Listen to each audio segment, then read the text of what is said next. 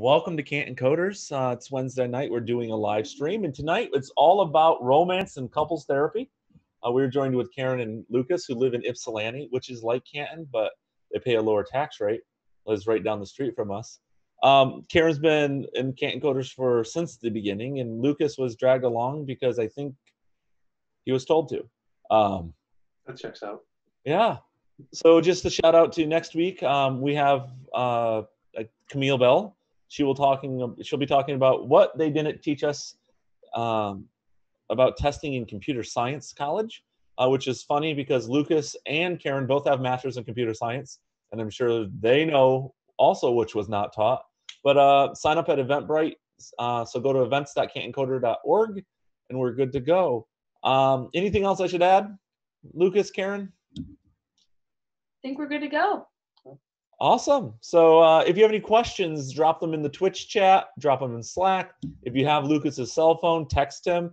If you have Caryn's cell phone, call her. We're here to answer questions. And Lucas, don't laugh too much. That makes me think I'm funny, and I'm not. I laugh when I'm nervous, so you know. Well, I'm be speaking first, so I'll have time to calm down. Yeah. So first of all, to everyone that's watching, thank you for watching. We're going to be talking a little bit about running an operating system project. We've been running Midnight BSD for the last 15 years, and our talk is about three things. We're talking about a little bit about the history of Midnight BSD, why we decided to go start running an operating system, a little bit about project management, coding, and there might, if you stick around to the end, there might even be some cat photos. So first, a little bit of background about us technically. So I've been coding for about 22 years. I started in college. I have worked as a software engineer. A couple years ago, I transitioned into the more evil side of engineering, people leadership, and so I'm also I'm an engineering manager these days. So coding is a hobby again for me, which is actually really exciting. But I've worked in digital, in SaaS business primarily. That's my day job. As far as Midnight BSD is my side project, and we'll talk a little bit about why we got into that. Luke? Well, I've been working professionally in the computer industry since 1998. I started working at a small ISP in Flint, Michigan, doing tech support, and got into web development and kind of decided to go to college and become a programmer. And I've done various types of front end, back end, full stack, pretty much everything in multiple different types of industries since then. So that's pretty much it. Yeah. So start with history. So let's get that time machine fired up to 88 miles per hour and go back to 15 years ago to talk about where we are. So 15 years ago, Luke and I were both college students. I was a grad student and he was an undergrad student at Western. And we were coding and we were doing all that college student stuff. We definitely, if you were familiar with the CantonCoders personas, we were definitely new and growing developers at that time. But one of the things that, as much as I love school, and I'm sure other people in our community can talk about how college coding is versus professional coding, we wanted to do something a little more challenging than just go in our assignments and kind of have something that we work on beyond the semester. And so that's kind of where we were 15 years ago. And I think it's also important to talk about where open source was 15 years ago. So when you think of open source now, it's a little bit different. So 2005 was kind of an interesting time in open source at that point. So it was definitely beyond just hobbyists and starting to transition into where open source was becoming more commercial. Several of the projects, larger projects now, they existed 15 years ago. If you had gone and looked at a list of the popular projects in 2005, you would see a lot of ones that are still around today.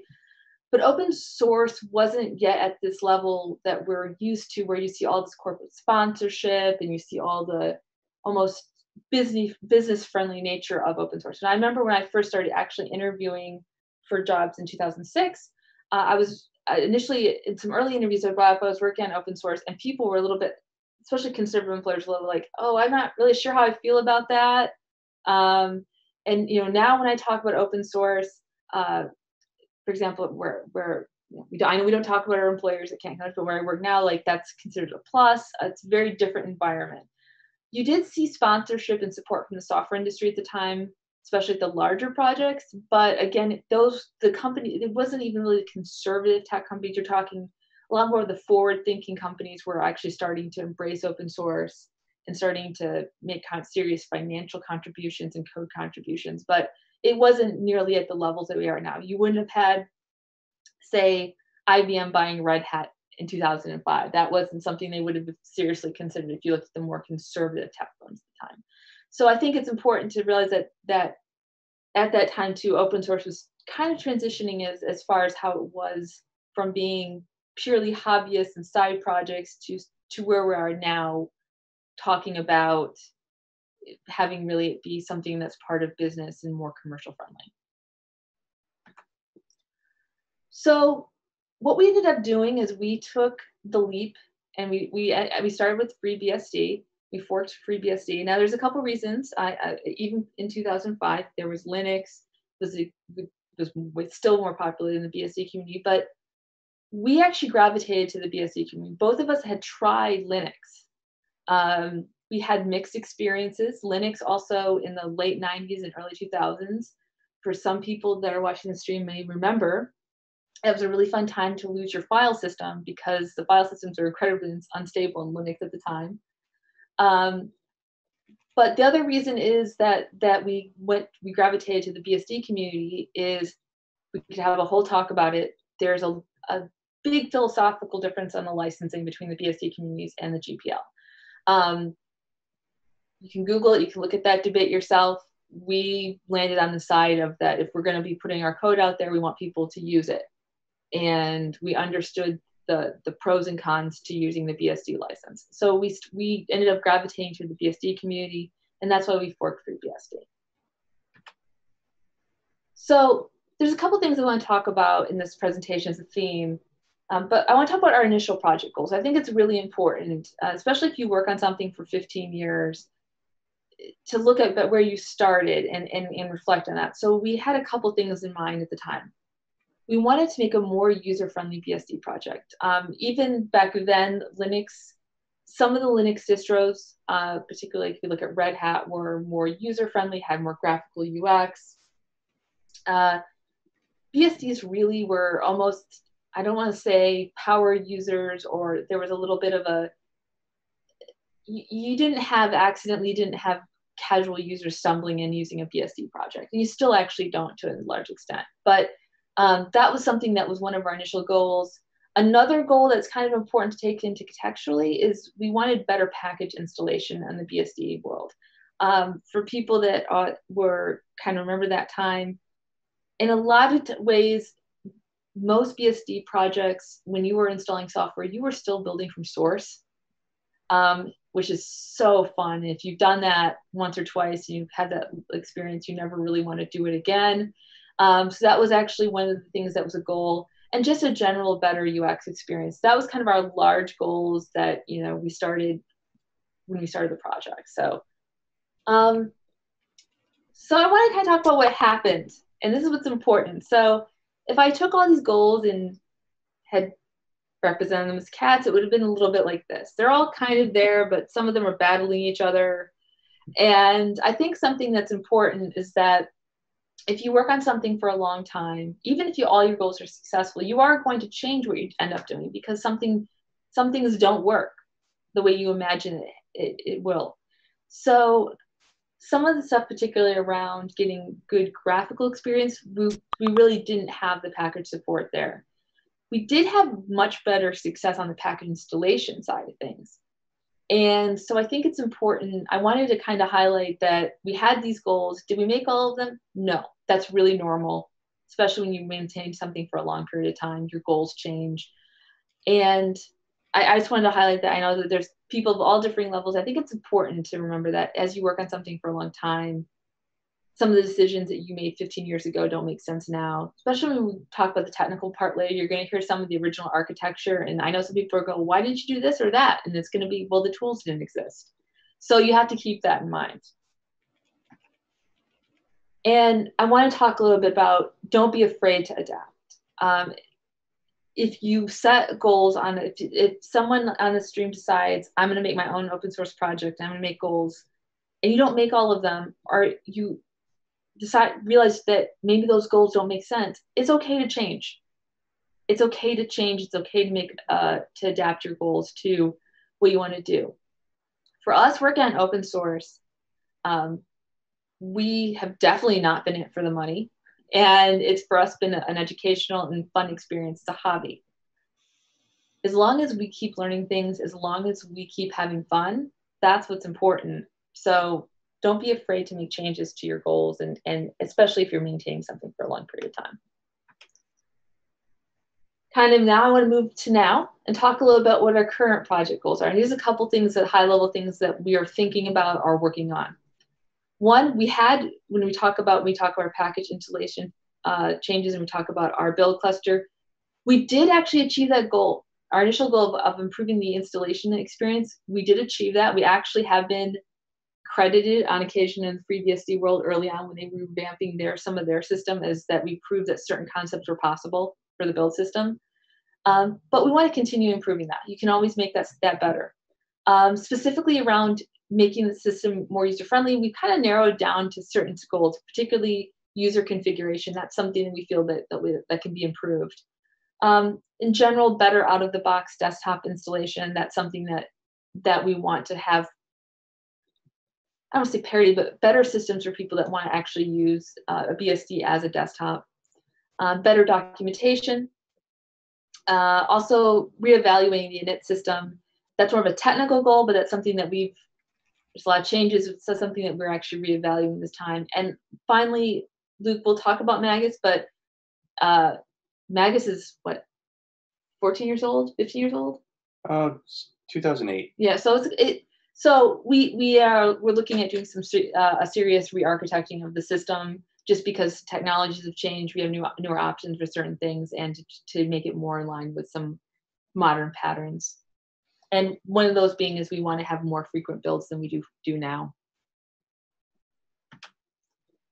So this is a big one that I didn't expect when we actually started doing this project. This is something I did not think about in my mid-20s. There's a lot of things you don't think about in your mid-20s, but this is one thing I didn't think about in mid-20s, was project management.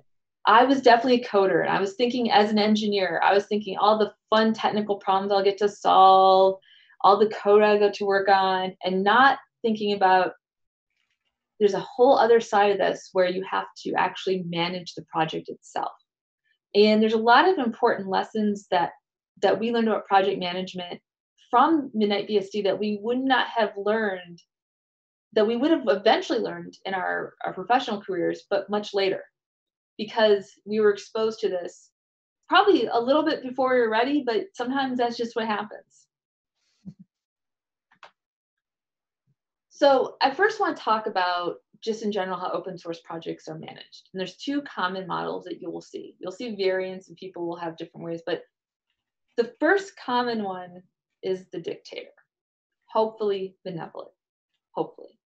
The reason being is that this is going to be hands down, because even still now, most open source projects are very small, a handful of developers.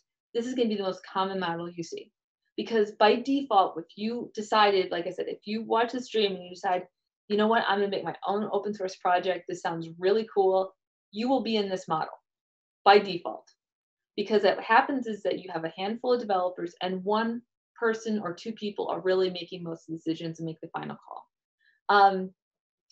On the larger scale, I know that OpenBSD has used this for some time in different capacities. Dragonfly, I think, still pretty much uses a similar model. But actually, outside of the BSD community, the Linux kernel, if you actually look at how things are managed, Linus is actually the final decision maker.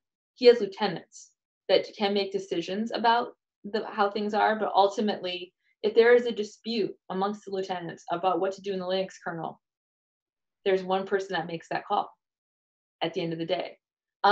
There's limited scalability and no redundancy. So if you looked at a smaller project, if whoever the lead engineer was hit by a bus, and there wouldn't be much that project may not recover. So, but this is going to be, just because of the scale of projects, this is the most common thing that you see. And that is a model because of how few contributors on the Midnight BSD that essentially is run now. The decisions are essentially handled by the two people on this call. We make the final calls on things. So that wasn't the original plan either. No, but I'll talk about the other model. And I would love to have enough contributors. So I would love to go to this model, which is using a core team. There's a question from Slack. Yeah. Who's Benevolent and who's the Dictator? I guess I'm the Dictator. I'm glad they make it sound like I'm that nice. Relatively. Relatively, yeah. Relatively, I'm the nice one. But yeah, relatively, I'm the nice one. It's like relatively, I'm the social one. Also true. Yeah. Yeah, it's a good question though. So this would be a model that you see in larger projects. I cited FreeBSD, NetBSD. Generally, the concept of a core team is you have a group of rotating contributors. Some are engineers, some can be technical writers. Generally, contributors in this case is not just mean someone that actually codes. It could be anyone that does a serious contribution to the project. So it's a group of rotating contributors who act as leads and make decisions. If you ever want to dive down into how these are run, I didn't really go into the rules. Usually there's some system around elections and there's some system around term limits. All of the projects have their own variants. Like I can't keep straight with if, like, for example, if it's FreeBSD or NetBSD that has like a cooldown period, like if you have a term, then you have to wait so many years. But this is a very common model when you have a larger group of contributors.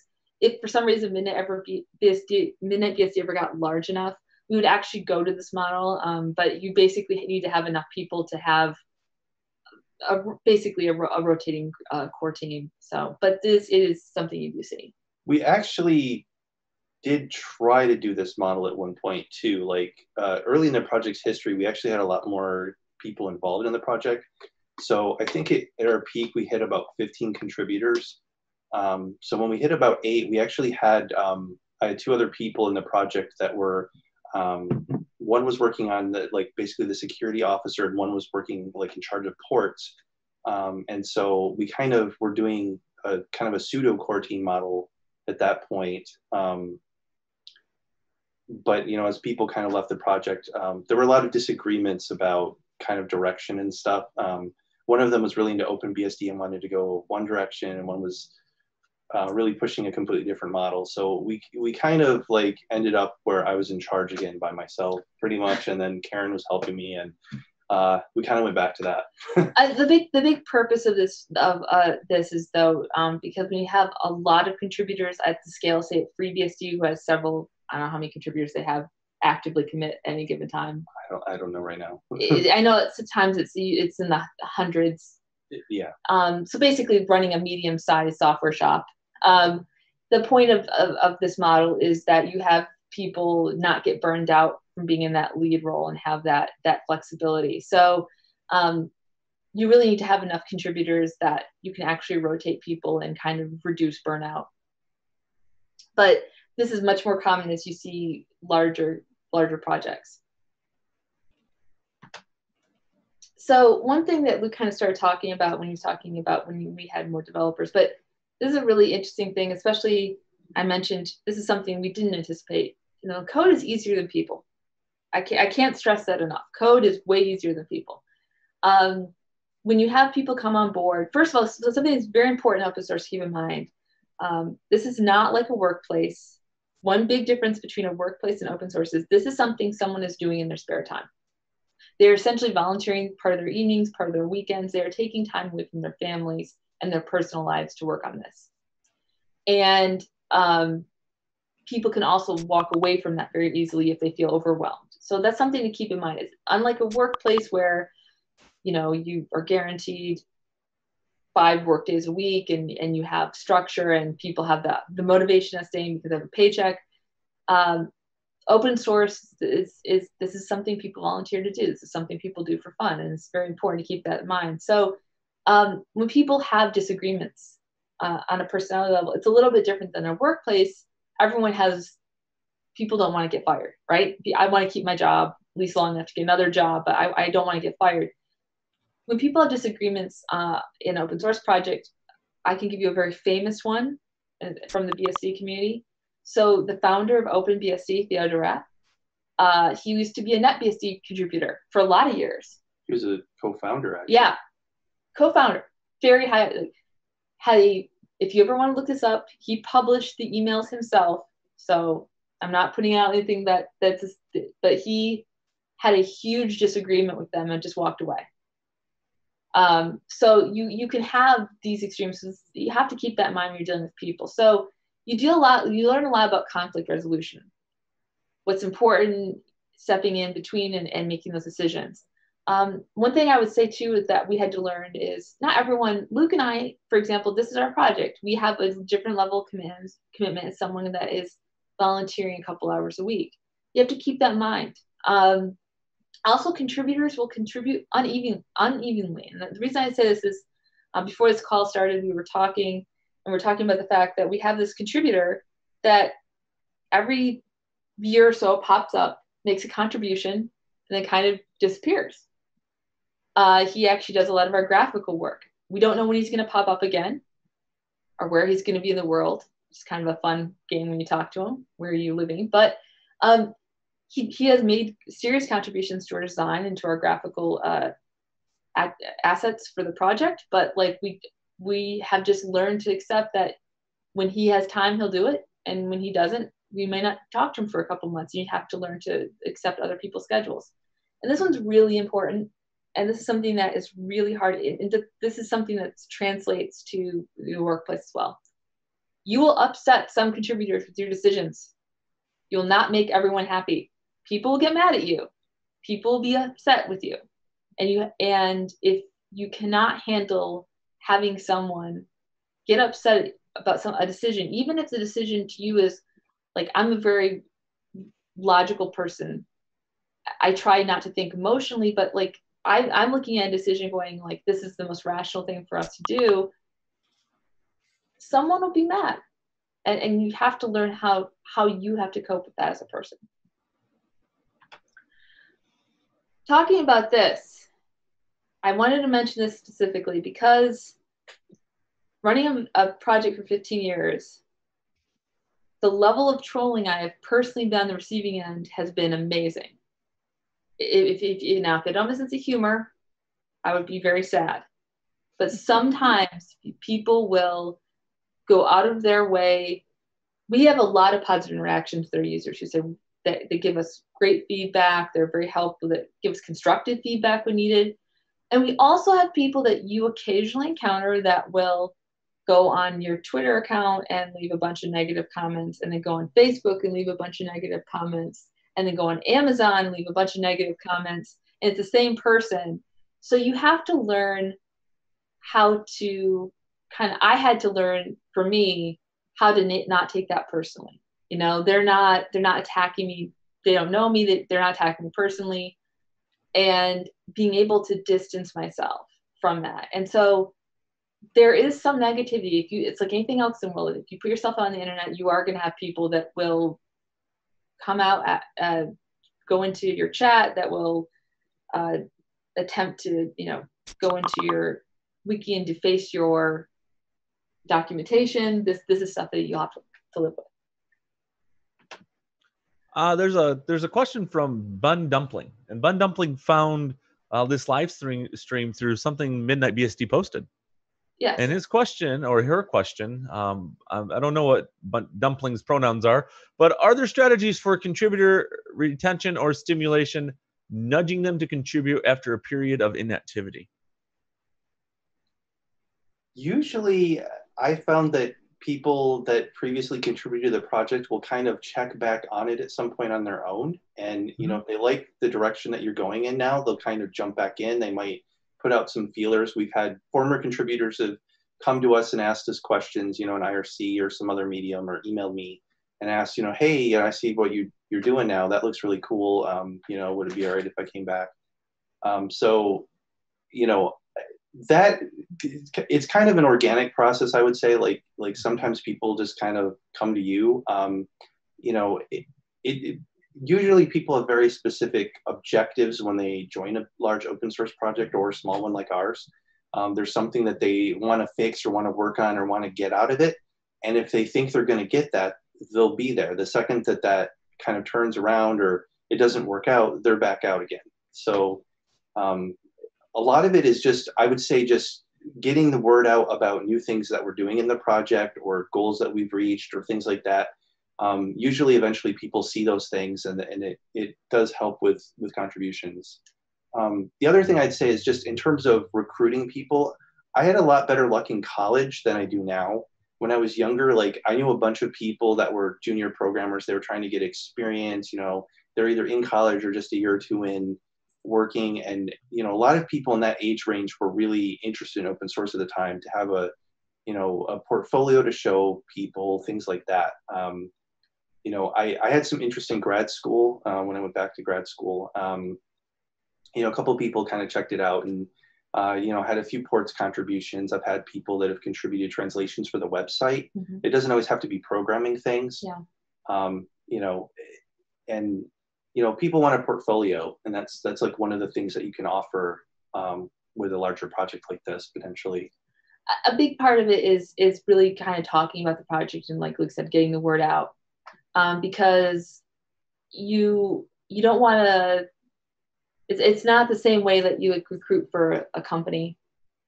You definitely realize you're asking people of their time, and you do want to talk about the project. And generally speaking, we see more people that come into our chat or send emails about contributing.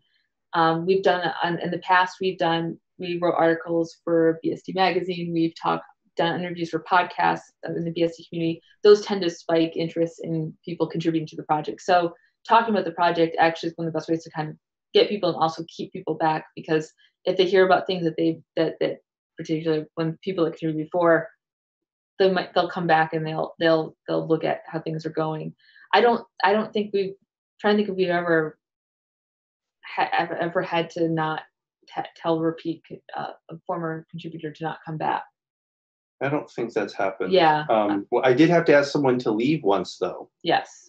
Because they were committing patches that frankly just didn't work. Like they did a couple good patches, got commit bits, and then just kept breaking everything constantly and didn't take constructive feedback about that. And I offered to let them, you know, basically do code reviews of their stuff before it got committed, and then they didn't want to be part of the project anymore. So that's happened.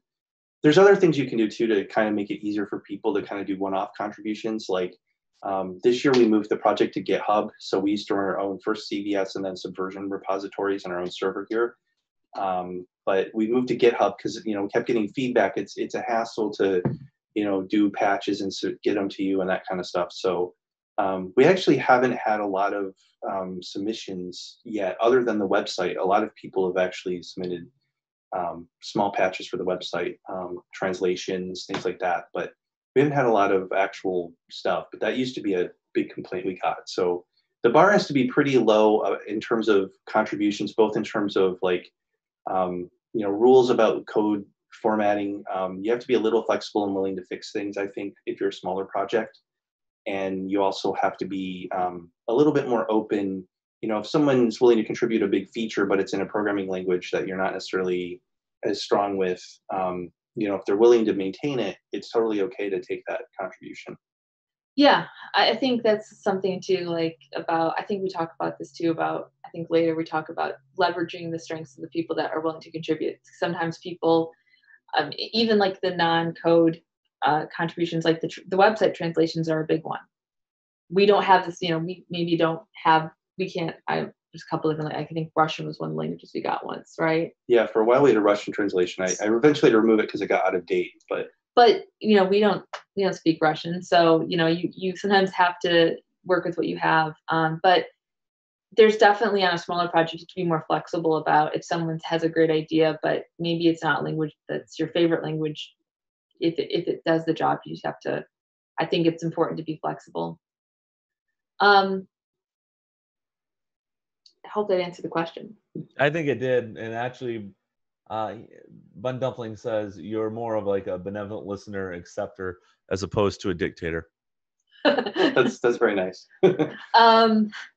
So one thing I wanted to talk a little bit about here, this is like an interesting challenge with project management. Something that we didn't anticipate was how do you really advertise, or how do you get the word out about your project?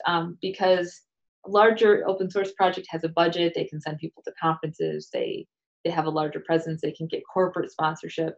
But as a smaller project, we really don't have that. And we have, limited resources on time, energy, and money at the end of the day.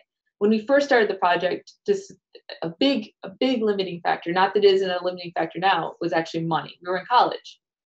So money was like, we only could afford so much hosting. We still actually host some of the servers, particularly like a Magus cluster, a couple things in the house. So we had some limitations there. And then also to being in, neither of us have ever been able to work on the project full time. We've always had to work or be in school and have other aspects of your life. So time is also a big constraint. I think time is a big constraint as we get older than the other things. It's because we just, we have our full-time jobs. And so sometimes you could literally, if you didn't know some of our if you were looking at our commit histories, you could actually see things like, I wonder why they were a little slow that week. And then you might not know that what was happening behind the scenes is in our day jobs, we had a big deployment and then we had to manage that or support that. So we have those kind of constraints. I think time is a bigger constraint as we get older. Another thing we didn't realize when we started this that became very evident, especially when we started doing articles and interviews, and we started actually getting our releases on some of the larger operating system sites where they would actually announce the releases. DistroWatch is a big one. Oh yeah, DistroWatch. Pretty much every time we have a new release and we see it and it's on DistroWatch, I have no bandwidth for 3 days. Yeah.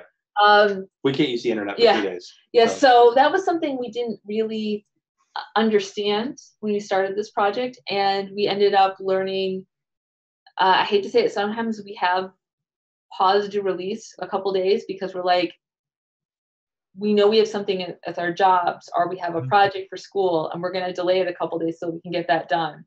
And the other try to time them on the weekends now more. Yeah, exactly. But that was something we didn't really understand. I can look at the website traffic and you can almost time when there was something that came out that we talked about. The other thing is something that we've talked a lot about is actually kind of goes back to trolling. One of the things we commonly get trolled about is why didn't you guys spend 2 weeks heads down and go fix this thing? And I'm like, we don't work on the project full time. I would love to work on the project full time sometimes. I know Luca on occasions talked about that, but like we can't afford to. So it's very interesting is that, and a lot of smaller projects are like that too. So if you're using a library, open source library that's being maintained by one person, and you wonder why that person hasn't gone and upgraded, converted it to Python 3 yet, legitimately, they probably just haven't had time to do it. It's really important to keep that in mind.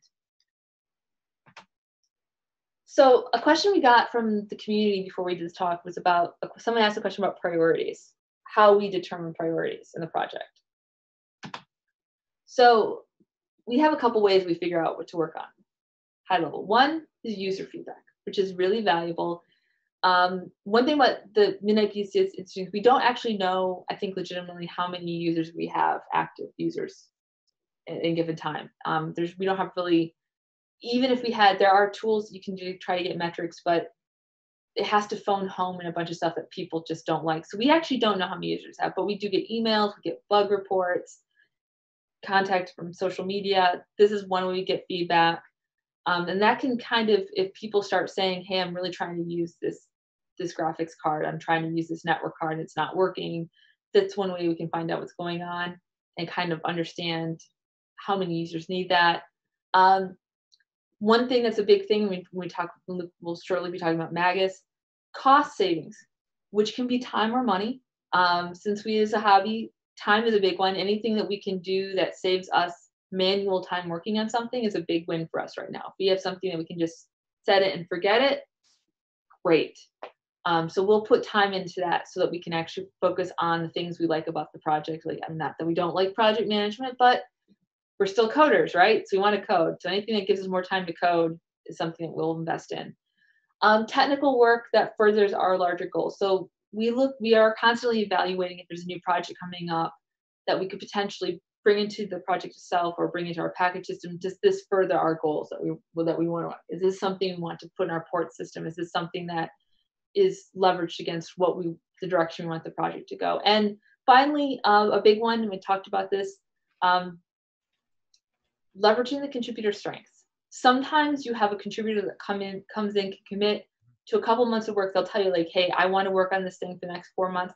Maybe it's a longer term goal, but we have this person right now. So sometimes you might change the priority because we have someone that's come on board that, is a security expert, and they suddenly want to invest a couple months on a security enhancement or something like that. So sometimes that does actually play into our priorities, at least short term, because if we know we have someone's time for a little bit, we might take advantage of that and might move a priority up because we just have someone that's actually an expert on that area.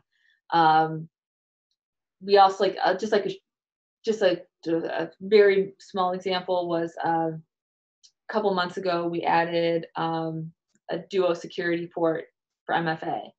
It wasn't like one of our big high priorities, but we suddenly had some expertise on how that works. So that was something that was requested, so we brought it in. I'll turn this over to Luke. Okay. Magus. So Magus is the package clustering software that we've developed for the project. I'll go into a little bit here. Before we had Magus, I like to call it the dark times because it was horrible. So when I used to build releases, the first couple of releases, 0.1, 0.11, and 0.2 were all like this. I had to manually build packages on my desktop computer. So I'd upgrade it to the Midnight BSD release. I would then manually have to build all the packages, for it, and then stage them in a thing, and then, in the directory, and manually kind of run the make release job and include the packages. And it was a complete nightmare. And it was so time consuming that the packages never got updated after I did the release. So, I released 0.1. The packages for that's all you get. Otherwise, if you want something newer, you're going to have to build it from source. And users hated that, and I don't blame them. That was really bad. It was extremely time consuming. It was quite horrible. It was hard to track errors because sometimes you'd build something in your machine and it wouldn't work, but it would work for other people. The guy that made the port, it would work, and another guy would try to run it and it would totally screw up, and you had no idea what was going on. You didn't have a clean environment to really test in. This is pre-CI/CD tools. Yes. Yeah. Dependency tracking was kind of hard also because, yes, you could do some stuff and you could look at the build dependencies and the runtime dependencies. If you started going through a bunch of ports, you could kind of manually build up a graph of everything that you needed to try to figure out what was there. But it was extremely difficult to kind of see that real quick, which, sometimes you could detect, if I update this port, I'm going to have to touch these other guys too, because, they changed a bunch of stuff in the library. It's not compatible anymore, for example, or I'm updating Perl or Python and I need to update a bunch of stuff after that too. So that was another issue. It was really frustrating because we had to build everything on one machine, and usually it was my computer, and I had to have, a install of 32-bit Midnight BSD and install 64-bit Midnight BSD on another partition, and just kind of bounce through them, do all this stuff again a second time for the other architecture, and so on. It was quite horrible. So additionally, when the project started, we were trying to support 3 architectures. So we did 32-bit and 64-bit Intel architectures, as well as SPARC 64, because I really was into Sun machines at the time. So not that people had them, but Sun workstations were still a thing back then, and they've died now. But I really liked the SPARC processor, so it was just kind of a pet project. So one of the other contributors had a Sun machine, and I had a Sun machine, and if we used them kind of to individually build things, it would take us 2 weeks to build packages for release for SPARC. dedicated, running all the time. And those machines use a lot of electricity. So it would generate a lot of heat. It would be extremely loud because, you know, I bought a 1U server off eBay, you know, so the thing was just ridiculous. We were in an apartment at the time. So it was like basically that room, you couldn't go into it for 2 weeks when we were doing the release build. And if anything went wrong, we had to start over, and that was even worse. So it was quite a horrible process, to be honest. So one thing we wanted to do is be able to build in parallel and, you know, have it orchestrated, and we can redo, you know, if this package fails, we can start it back up again, kind of stuff. We had a, so I had transferred from Western to Eastern Michigan University, and I had someone get interested in the project there, and he helped me design Magus, and his name was Chris Reinhardt. Chris had, you know, the Spark machine at home, and then he was working for the university computer science department, and I got a job there as well. So I was working as a sysadmin, and we had this whole like classroom that was used as storage and an office for us. And it had like 21 lab machines that were sitting there not being used, that were old. And so my boss was like, if you guys want to use those for a project, you can. So we're like, okay, so we have these 21 computers here. How do we use them? So it was like, okay, we can't manually build packages on these things. What do we do? So that was kind of another kind of background thing that was happening. So the machines that we got from the CS department were Pentium 4 1.7 gigahertz Dell machines and like 2.8 gigahertz P4s with hyperthreading. So we were like, okay, so we have, you know, threads. Let's see if we can do something with this. We needed to build an index for package management. So effectively, like the way the package managers work is that there's an index that you pull down from the package manager that has a list of everything you can possibly install on it. In the old days, you just kind of downloaded packages and pointed the package tool at it, the original FreeBSD one that we were using. So we needed a way to like have a list of what's possible to go fetch and install over the internet. So we wanted an index. We also wanted reporting. We wanted build logs. You know, if something failed when we were building, we needed a way to figure out what was going on, how to debug it. Mm-hmm. We wanted to be able to support multiple architectures because at the time we had Spark and, you know, 32-bit, 64-bit Intel. We had build machines, you know, one was in Chris's home, one was in my home. You know, I could theoretically use my desktop computer for 64-bit builds eventually. And then we had all these 32-bit, you know, systems kind of sitting there at Eastern in the computer lab. So we needed a way to kind of do a distributed build. At the time, you know, we didn't, you know, Jenkins wasn't a thing yet. You know, Hudson was kind of out, but people weren't talking about it that much. The only thing that we were familiar with was XGrid, which was like an old Apple Mac OS X technology where, you know, you could start it was before they even called it Xcode, actually, I think. But, you know, they had their IDE, and you could actually schedule build jobs on other Macintoshes and kind of do distributed builds that way if you had like parallel, you know, large projects. So we were kind of looking at that going, okay, that's kind of neat. What can we do to at least get compilers running and doing different work at the same time? Mm-hmm. So this is kind of what happens during a build with Magus. So the first stage is the indexing stage. And so if I'm starting a new Magus build, what I would do is I would kick off a Perl script. And the reason it's in Perl is, first of all, Perl was kind of cool still then. You know, now people will be like, why didn't you write it in Python? But like Perl was still pretty cool at the time. Number two, Chris was really into Perl. He actually had maintained the NetDNS module for a while, and he was really proud of that. And he got mentioned in one of the, you know, the O'Reilly Bind books at some point. So he was like really into Perl and really big in the community. So the prototype for our package manager was actually originally written in Perl as well. And then some of those libraries got reused for the Magus pieces actually. So, you know, kind of the constructs for the metadata of what's in a package and things like that, we're actually still using from that period. So anyway, so we do the indexing.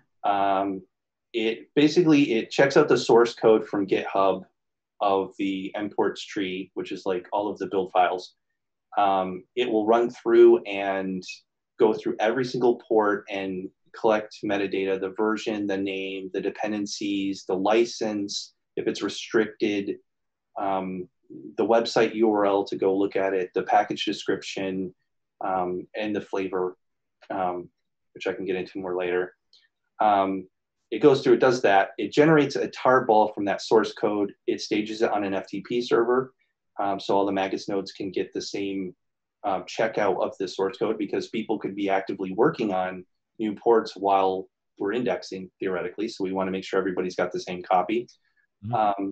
And then it outputs any errors from the indexing. So if there's a couple ports that have missing dependencies, someone forgot to check them in or something like that into Git, it would kind of tell us that kind of stuff. So it doesn't necessarily block the build, but it might be something we want to look at before we start running the build, or it might be something we can live without. The next is the build stage. So what I would do is I would go to each Magus node and I would start up a copy of Magus, and we can just leave it on all the time. So like that's usually what I do. The modern setup, I actually use virtual machines, and I have a VMware ESXi server, and I have a bunch of instances running on there now. But in the old days, we'd have a bunch of separate computers running. We'd have to start up the node build script for Magus, and it basically just runs a Perl daemon. It fetches the imports tarball for the new build. It makes the chroot environment per node. And there's actually a flag, so you can do parallelism. So you can actually create multiple ones if you want to. So if you have like a 8-core box and you want to use all 8 cores, you could do J8 and have it do 8 chroot environments, and it could do 8 concurrent builds theoretically on that. It'll also, like when it's compiling, the compiler itself will also get the number of cores. So you don't always have to do that to get parallelism during builds, but that's what we used to do in the old days. And then it'll just keep going and build packages until it's done. And then finally, there's a web interface. We can check that to see if there's any failures. Maybe there's some ports we can fix with minor changes, and we can commit those and then kind of pull in the changes on the node and restart the node, to finish building. And then we bless packages, which I'll get into in a minute. So the blessing stage is assuming the build's done, we're happy with it, we want to release these packages to the users. What we're going to do is we're going to copy all of the packages that were generated during the build to the main FTP server, removing the old directory, putting these new ones in there. Usually I just secure copy them over from our file server. I wrote a C program that connects to both our current Postgres database as well as it generates a SQLite database file that's actually the index of all the packages available in this. It also does checksumming of all of the package files and stores that in the database, so it knows if the file's been modified or if it's corrupted during download. I manually will, once it's done running, it takes a few minutes. It'll also remove any packages that the licensing doesn't allow distribution on the FTP server for me. So it checks the license. If it's something proprietary and it's marked restricted, it won't include it in the index, and it also deletes it for me on the server automatically. I'll then vacuum the SQLite database. I'll bzip it, and I'll stage it in the index web server so that the package tool can download it. And then finally, I will connect to the Postgres database and update the field that in the database that marks it blessed, just to allow for me to track which builds were blessed, and also for history reasons, and also so that the app store that we have can download the latest list of packages that are available to kind of promote that. At the bottom of the screen here, you can kind of see this is the schema for the SQLite database for the index. Each package actually there's like a SQLite file in the package. Like every single package has one that has a list of all the files that are contained in it and some other metadata and like commands to run when it's installing and things like that. And then we also have a package, the master database on the client machine that keeps track of what you're doing. So that's kind of how the package manager does stuff on its side. This is kind of the architecture we have. So all of the information is stored. Now it's in a Postgres database. So the Magus database is running in Postgres. Originally it was in MySQL. We have a web app that's Perl CGI that runs that anybody on the internet can actually look at. So it's midnightbsd.org/Magus. And you can look at that now and you can see, you know, runs that have happened, old runs, that kind of stuff. And I do clear out failed runs after a while, but there's like history going back to like 0.4 release or something in there at this point. So you can actually kind of dig into old stuff if you want. Then we have all of our build nodes, which mostly are VMs now, but you know, originally I used to use physical machines for that. And then we have our file server where we store all of the packages that we are building, just kind of there. This is the Magus database in Postgres. So you can kind of see, I didn't share all the tables here because it's not really useful, but just a couple of key ones I wanted to point out. So there's the list of runs. So that tells you what operating system version it was targeting, the architecture, the status, whether or not it's blessed. We also have the machine list, and I just kind of randomly picked some so you can see the old Spark machines, which aren't even there anymore, but that you can see the last time they were run is 0.2 release. We haven't done Spark in many years, and what run it last worked on for that node. And then we've got the ports table, which is kind of a key one. So this is the list of all the ports that have been indexed. So you can see we have the full name, including the category. We have the package name. We have the version number of its software, the description, the license, the URL, whether or not it passed, whether or not it's a restricted package, if it uses flavors. And what I mean by that is, like, say that you're using Python and you have a Python library that works in Python 2.7 and Python 3.7. There would be, and if it's flavor enabled, it'll actually build it for both 2.7 and 3.7 and make separate packages for each. Wow. So the combination of the flavor plus the package name is the actual, plus the version number is the file name that you actually output. And then finally, the dependency list. So there's different kinds of dependencies. So a package can have library dependencies, it can have runtime dependencies, or it can have build dependencies. So build dependencies are only when you're compiling, of course. So like I might need GCC and I might need, you know, some tool to generate man pages, for instance, when I'm building, but I don't need that stuff when I'm running it. It'll just work. So this is an actual screenshot of the Magus website, and anybody can check this out later if you want online. But this is the screen that actually shows an individual run for 16. You can see this was an AMD 64 build that I did last month. 86 packages failed. You know, we have a list of some of the packages that failed, and I can click on them and see the build logs and so forth there. We also had 4493 pass. 21 were skipped for various reasons. Maybe they run on a different architecture, or you know, disk files weren't available, or some other, there's special cases for that stuff. 69 were not tested, which means that a dependency probably failed that they needed to build, is the normal reason for that. And then the ready ports column tells us that there are no remaining packages to build for this run. So that's how we know that.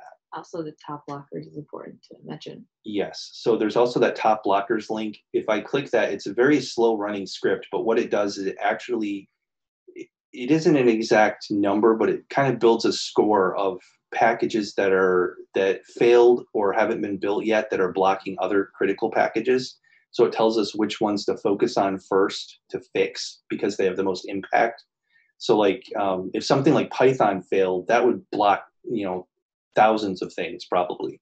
So that would be a critical thing that would show up there, for example.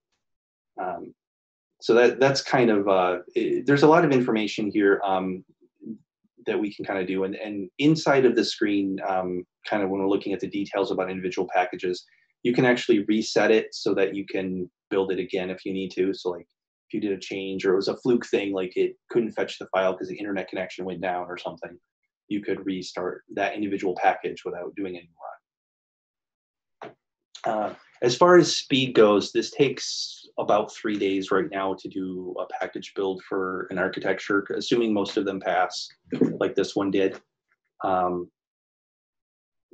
We just upgraded the server, so in theory, that might be down to 2 days now, I'm hoping. I need to do a new run soon, actually.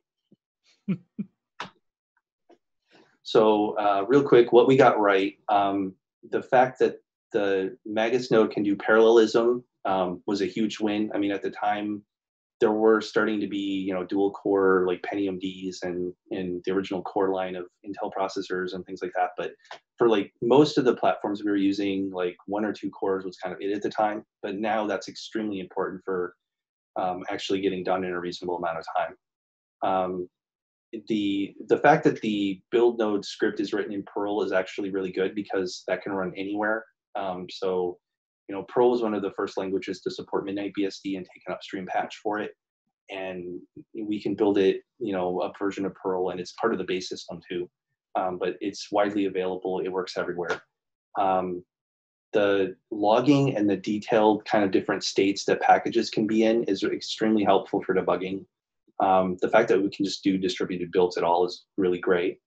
And just, we can kind of restart an individual package if it fails, or, you know, if it's a minor change to fix something like the plist is wrong, the list of all the files it should install, we can easily fix that and do another build and kind of move things along without starting over with a whole new run. What we got wrong. Having all the nodes talk directly to the database. So all of the build nodes actually do SQL queries to figure out what's going on right now. And all of them have to know the password for the database and have it set up where they can access it, which was a really dumb idea because some of our nodes were on the, you know, talking over the internet, for example. And so that was just not a really smart thing to do. Now I want to rewrite that and like to do REST calls. I started a project to rewrite Magus in Java using Spring Boot like a year or 2 ago, and I haven't finished it yet because it hasn't gotten to that critical mass point with me yet. I kind of dropped it. But that's something that definitely needs to get fixed. Just the performance drop, since we're using Postgres, like nowadays I might have considered using a NoSQL database actually, because you know the build logs are huge, but they're just a big blob of text. Like I need them to be searchable. The Perl libraries we're using, there's like a really nice search library in there, and that's something I'm looking at in the rewrite is actually maybe using Elasticsearch and indexing the logs or something like that. But I haven't gotten to that yet. All of the build steps are one thing. So this is a huge problem actually. So every time I do a build, it has to refetch the source code for every single package it's going to build. Now, some things are pretty small, but you know, something like Chrome is a couple hundred megabytes now to download the source code for. Qt is massive, and every Qt port will re-download the Qt file, which is just ridiculous. So that's a big time sink in the build time, is our network connection because of that. So what we should have done is had a cache and also had the fetch stage kind of have a directory like we do for packages, where we just store all of the raw source code. And we can redo it periodically to make sure that the files are fetchable, but not necessarily re-download them on every build. And that's something I really want to fix. The dist file cache is basically what I was just talking about. The Perl web app being a CGI is horrible. It uses HTML template library and the class DBI library, so it's kind of like a really poor man's ORM in Perl. It scales terribly bad. Every time Google indexes us, it starts crashing the CGI script after about 50 concurrent requests. It's really horrible and doesn't scale well. So that's the other reason I kind of want to do the Spring rewrite, is so I can add caching for some of the endpoints, and because the old data doesn't really change once a run's done either. So like there's not really a point to like be hitting Postgres all the time for that. That's just kind of a mess. There's no alerting or notification system. So like a frequent thing that I end up doing is just like constantly refreshing the website and, you know, trying to see what the Magus run is doing. It does use some Ajax, but because it was written in 2008, it's very limited. And so I pretty much just have to keep refreshing. It's, you know, it's not a modern SPA type app or anything like that. So I'm just like, for 2 or 3 days, like my mind's just on the Magus build. And so like, this is a problem like I'm working to, because like I'll get distracted and start looking at the Magus results, and like I can't do that right now. So like I would like to have notifications like the build stopped working, you know, it crashed, something happened, you know, where it kind of tell me to go look at it rather than me having to kind of babysit it. A couple of things we've done since we started. We migrated from MySQL to Postgres. That was a huge win. At the time we started, both of us only knew MySQL, and so we went that route. Since then, like Postgres has actually been performing a lot better, and I've moved pretty much everything to that. And the licensing is better as well, since it's, you know, not a GPL licensed piece of software. And Postgres, current versions of Postgres run on Midnight BSD really well, and MySQL 8 is not working on Midnight BSD right. And so I'm stuck on a 5.x release. So I'm really glad that I moved that. I added support to run the test suite of the software. So like if you're doing builds, some things have unit test or, you know, built into the app. I have a target for that, and it can actually log failures. I wish that that ran later as a separate stage. And the reason is that you can have test failures, you know, block things where it mostly works, but like some edge case doesn't work. And the other reason is circular dependencies. So we've had cases where something will depend on something that needs the first thing to actually build, and it's just a big mess. We added support for flavors a couple years ago. That was a big win, because before we had to have separate make files for every version of Python, for example, that we wanted to support. So we have a Pi 37 whatever port and a Pi 27 port, and it was a big pain and a lot of extra work. So flavors have really simplified things, and people can concurrently install stuff. We had to do a lot of changes to the build environment, like basically adding certain environment variables and getting rid of some that the host machine had within the Perl node scripts that were causing build issues. Also, there were some bugs with like the resolve.conf file wasn't getting put in there right, or had bad DNS servers. And then so like inside the chroot environment, it wouldn't be able to like find anything when it's trying to do lookups, weird stuff like that we've had to work out. Just the indexing, especially when we added flavors, was really buggy at first. And so we had to do a lot of changes in how that worked, so that it would kind of fall back to a default version if a flavor wasn't selected in a subport. So it might depend on something, but it didn't specify what version it needed. So we had to add some like clever logic to kind of bind it to the default version of Python or so on. The ready ports view that's used in the database that all the nodes hit every time they're trying to figure out what to build next. The initial port of that from MySQL to Postgres was really, really slow because it was using a bad join index. Yeah. It was bad. We've added mirror support, so there's actually more than one location to get packages. We had to make some changes to Magus so that the output file, and it basically so Magus was aware of mirrors. And we switched from SCP only, like it was set up to, it required secure shell originally. Now it uses NFS internally, which is way faster for doing file access. Yeah, so in summary, it's a living piece of software. We keep updating it, we keep changing it. And one thing, the reason that we wanted to talk about this problem was for two engineers in our 20s, this would not have been a problem you normally would have encountered writing web applications or working as a junior engineer somewhere. So I thought it was an interesting problem talking about some of the technical challenges and opportunities that our open source work has given us. So I know people have been asking questions, and probably one question you have is, you guys mentioned cats, right? At the end of the presentation, but I didn't see any cats. We're geeks. We love post-credit scenes. So I wanted to share some of the cats of Midnight BSD over the 15 years. So these are some of, I'll start with the cats that are no longer with us, but the first one we start with is I won't go through all their names, but this is the original Midnight. He was why we named the project after. And why the logo is black, has a black cat on it. Oh, Henry.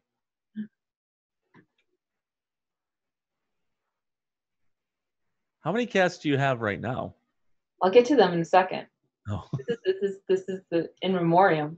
Yes. Um, We're still going through them. so now we're going to get to our current cat staff. This is Ghost. She's our lead cat. She contributes in her own cat ways. And recently, Ghost has 2 interns.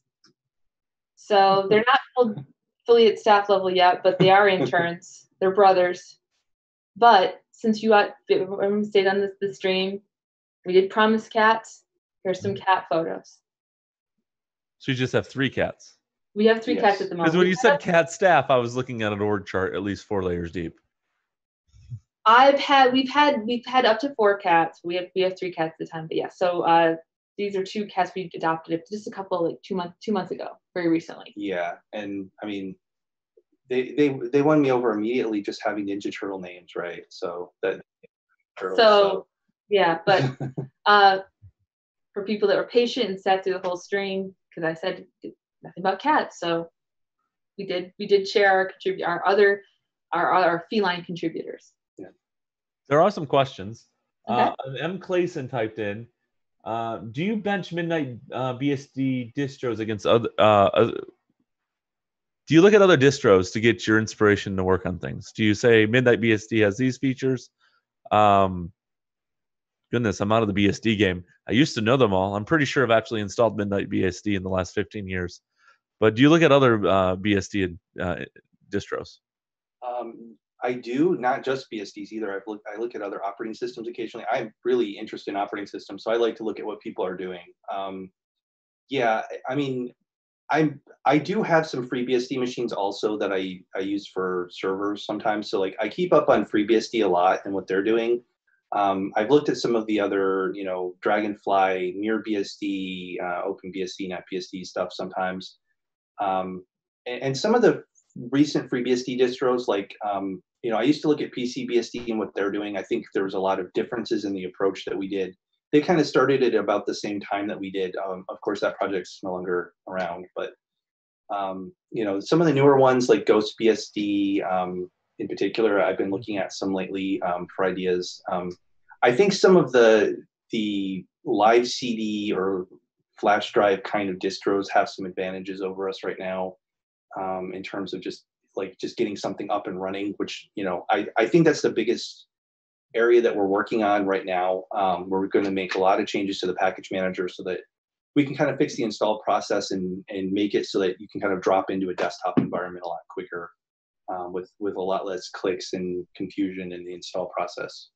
So, but I also like to look sometimes at like Ubuntu, Linux Mint, some of the Linux distros just to get an idea of what they're doing, especially with package managers, and also some of the more exotic operating systems like Haiku, ReactOS, stuff like that, because they actually have some of the same problems we do in terms of like, how do I get Firefox working, modern Firefox now that it depends on Rust, or what do we do about Chromium, because web browsers are probably the #1 thing that comes up from users, what they want, why don't you have the latest Firefox? Well, trying to port a modern browser is really time consuming and we are working on it, but that's a constant battle is, I get one browser working, another one's out of date.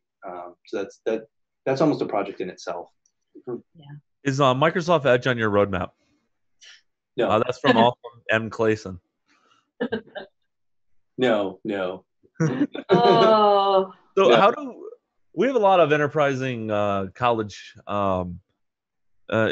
computer science, hardcore C programmers. We also have a lot of just hardcore C programmers. How do people get involved?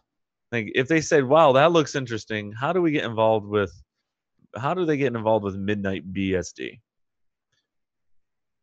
If someone's interested, the easiest thing to do is, make a GitHub contribution. You can reach out. We actually have a wiki page that has a list of ideas for things people could work on. Yeah. And you don't have to be a programmer to contribute to the project. I mean, there's a lot of other stuff. We need documentation. We need website updates. We need just general like writing manuals, all sorts of stuff. I mean, infrastructure, like right now I do almost all the system administration for the project. So that's taking my time away from coding. Like I have to update servers. Well, the easiest way to be is to go on GitHub and make a contribution that way. Probably the least amount of friction there. Yeah, you know, you can do a fork and a pull request. You know, that's probably the simplest method right now. And yeah, I was gonna say, if you're would you even call it an internship for some people looking for internship experience?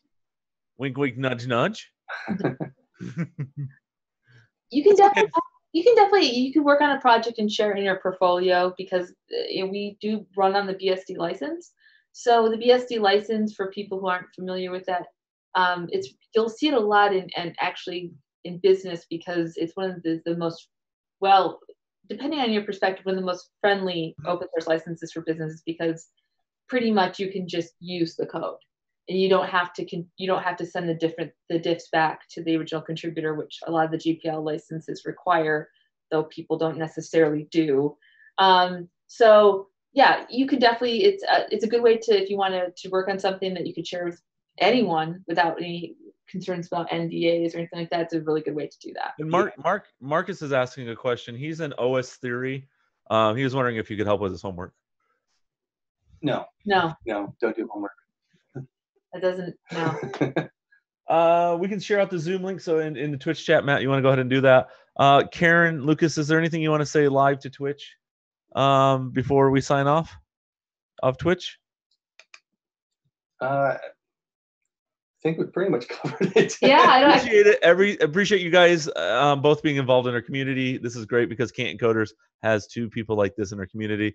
Go to Eventbrite. Look for our next page. Goodness, it's been a long day.